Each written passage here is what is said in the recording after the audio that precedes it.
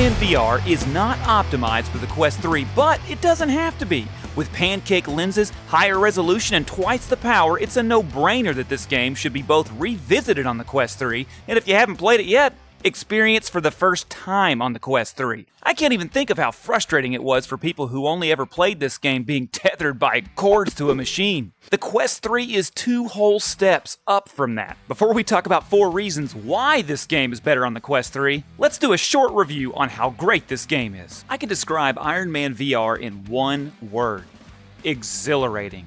I'm not sure if I've ever used that word to describe anything up to this point in my life, but it's certainly true about this game. They start you off with a little bit of story, a little bit of learning how to use the controls, which is not only awesome, but fairly simple. It's not that difficult. You might get a little confused during your first major fight where you have to switch between weapons and flying and all that, but the actual flying itself, very intuitive. It's a little more difficult on tighter spaces. You might find yourself flying past your target, but I was very impressed about how simple the actual flying was. The first true piece of excitement in the game is whenever you're in a plane and the plane starts to get overtaken by a bad guy and starts to crash.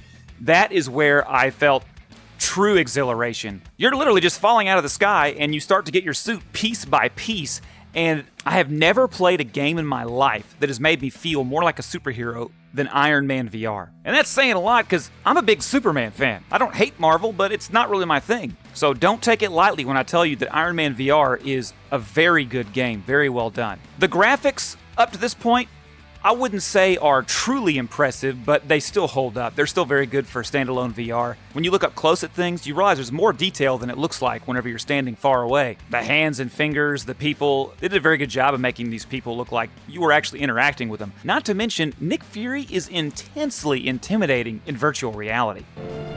We don't buy tech from terrorists. I love that you can upgrade your suit. It only makes sense. Why wouldn't you be able to upgrade your suit? But the upgrading of the suit was done with care and concern, both for what's in the comics and something that would be fun to do. And getting to use your chest beam, man, that's a lot of fun. Took me a quick second to figure out how to do it, but you literally just move your chest around. It's that simple. I like the chapters. I like the replayability. It's kind of arcade-like in the sense that you can do your own time trials and try to get a better score on a level whenever you've done it. It's not an open world game, but the maps are big enough to keep you from worrying about that. Plus, they give you objectives. It's not like you're going around searching a map, seeing everything you can find. You're kind of worried about surviving and saving the city or the people or whatever it is that you're trying to do. So, okay, that's as short as I could make my short review before we get into why you should get this game on the Quest 3. Now, this is whether you've played the game or you haven't played the game. I will say if you've never played any VR, definitely use the comfort settings. But if you got your VR legs, don't worry about all that. The game is so much more awesome when you don't have those black comfort rings going in and out while you're moving. Oh, and one more thing before we get started. If you'd like to purchase this game, I have a 25% discount referral link in the description. Reason number 1 this game should be played on the Quest 3, the pancake lenses.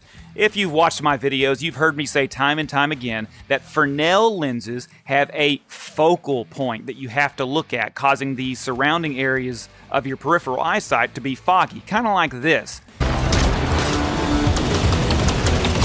To your suit, sir. But with pancake lenses, that's not the case at all. You have clarity whether you're looking up, down, left, or right. With the Fresnel lenses, you really have to turn your head. So when playing Iron Man VR, yeah, you have to turn your head a lot. This game is very active. Make sure you have plenty of space. Don't be up close to lamps or TVs or anything like that, because you're going to be flailing your arms and looking your head and probably turning around in space, which I would recommend if you can. Try not to turn around in space. Try to keep your feet planted. But I understand, especially for new VR users, that's kind of hard to do. So it really helps to be able to have clarity in your peripheral vision, because instead of having to turn your head fully to see if that was in fact a drone or a robot or a bad guy of some sort, you can look and see, okay, no, that was a piece of debris. I'm not going to pursue that. I'm going to go and focus on what's important. So pancake lenses are definitely a game changer for this game. Not to mention, they just look more clear. There is no graphics enhancement for Iron Man VR on the Quest 3, but the simple fact that you're wearing pancake lenses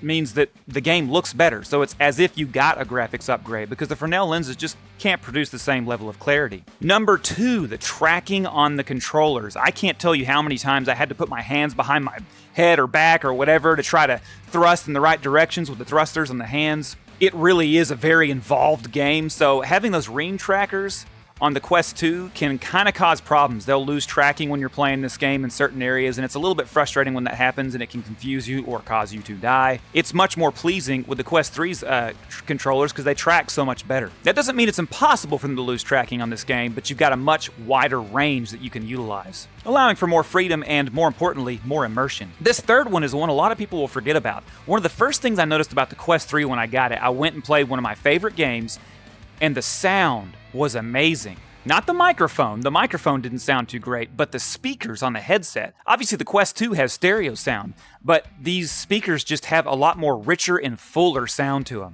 Mr. Stark, this is a secure line. Oh, well, I know. I was just... Mr. Stark. When you're getting blasted by robots from all sides, it really helps not only to know where they're coming from, but also for it to just sound really nice.